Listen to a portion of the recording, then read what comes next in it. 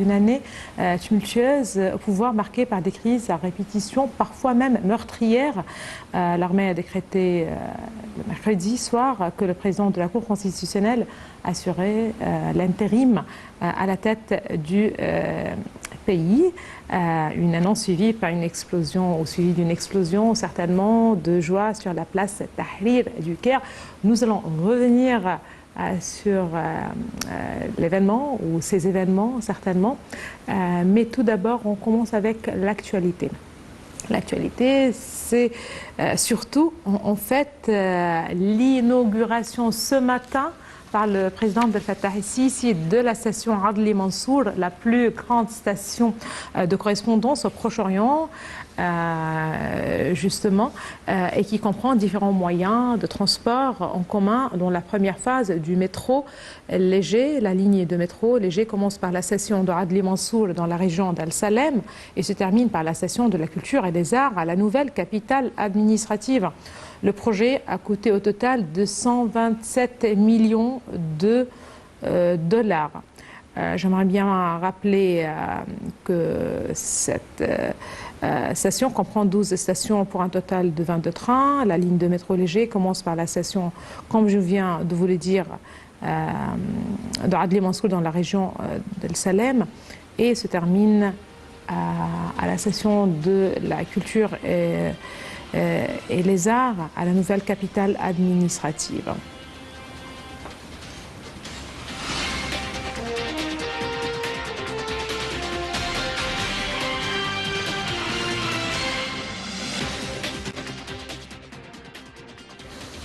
Donc on parle d'une étape dans un projet grandiose justement qui vise à renouveler, moderniser et donner un nouvel élan au mode de transport en commun ici en Égypte.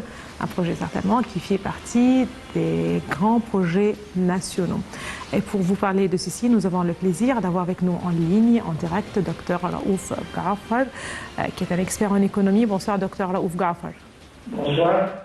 Donc, un nouveau projet, c'est certainement un projet dont on connaît tous. L'inauguration officielle a été faite aujourd'hui par le président Abdel Fattah el-Sisi. Tout d'abord, quel regard vous portez sur ce projet en général? Un des grands projets, comme vous avez dit, un projet qui vise vers la transformation de l'Égypte vers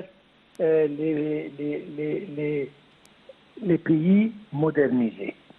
Un train électrique rapide qui va lier justement la capitale administrative à la zone industrielle, la cité industrielle du 10 de Ramadan jusqu'au Caire.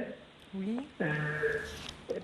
Et c'est un des projets, non seulement grand projet d'infrastructure, mais encore c'est un projet qui verse dans l'intérêt du citoyen égyptien pour faciliter son transport de son domicile ou à l'endroit où il travaille et vice-versa.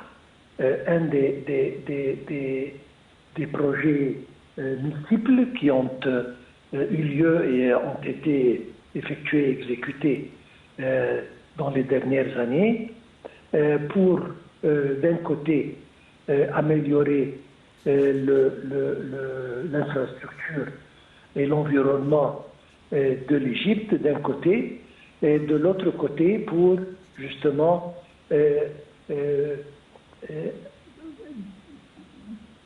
améliorer le niveau de vie et le train de vie des citoyens égyptiens. Et en troisième lieu, Oui. ça vise vers utiliser l'énergie propre. Donc c'est un train électrique et c'est justement dans la direction, comme je viens de dire, de changer vers l'environnement et l'énergie renouvelable propre. Très bien, voilà, ça c'est un point en fait très important, docteur Raouf Ghafar, lorsque vous parlez de l'énergie verte, de l'énergie propre, ça rentre effectivement dans la vision de l'Égypte 2030 pour un développement durable, les efforts déployés par l'Égypte justement pour ancrer aussi cette stratégie, mais aussi cette philosophie. Encore une fois, on parle de villes vertes dont le pays essaye justement de lancer.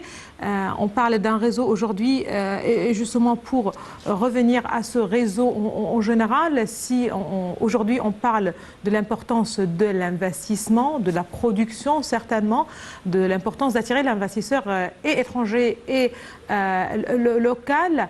On parle de nouvelles villes, de nombreuses nouvelles villes qui ont été justement construites ou mises en place. Certainement le développement d'un réseau routier, mais aussi un réseau de transport en commun si développé est très important. À quel point c'est important, docteur, pour l'économie du pays? Très important. Quand on parle d'un pays développé, oui, on doit avoir souci au temps, c'est-à-dire la minute compte.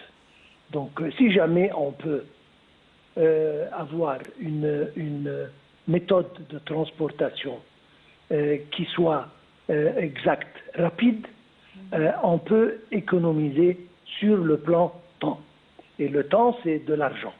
Donc, le fait qu'on commence à penser maintenant que la minute compte, ça, à mon opinion, c'est un pas géant.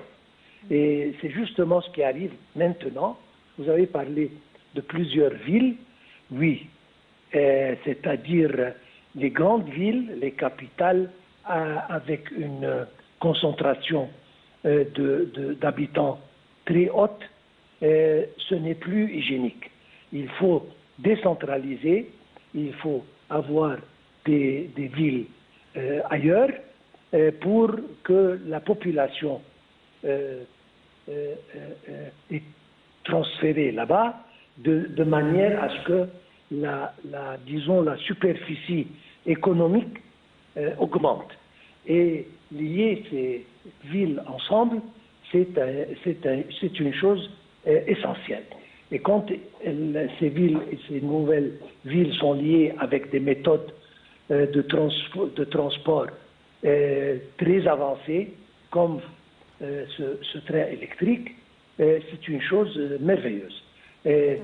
Alors, d'un côté, ça économise temps, ça économise effort, donc ça donne beaucoup plus d'énergie aux ouvriers et aux travailleurs.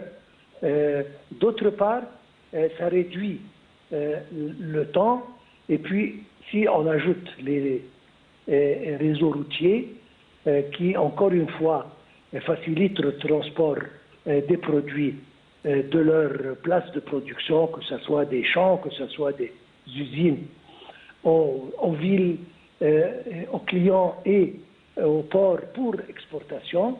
Oui. Ça, c'est encore une chose essentielle pour le développement et pour... je parle encore de la transformation de l'Égypte d'un pays sous-développé en un pays développé et très prochainement un pays avancé et industriel de premier ordre. Parfait. Merci. Merci beaucoup à vous, docteur Raouf Ghafar. Vous êtes un expert en économie. Merci beaucoup de vos précisions.